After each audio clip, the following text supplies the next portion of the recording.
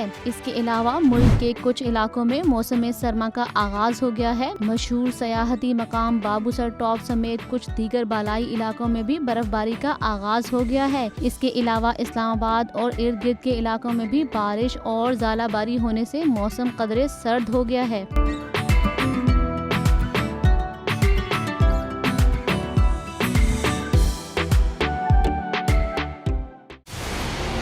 मंजिल, रास्ता,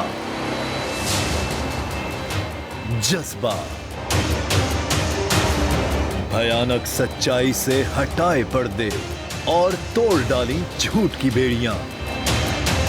सलाखों से डरना कैसा जब चट्टानों ने पाला हो। इमरान खान बोल के साथ जुम्मे से इतवार रात 10 बजे सिर्फ बोल न्यूज पर। सबसे ज्यादा व्यूज, सबसे ज्यादा रील्स और सबसे ज्यादा रेटिंग के साथ बोल अब भी नंबर 1 पोजीशन पर बरकरार। सब्सक्राइब करें और बेल दबाएं ताकि कोई खबर रह न जाए।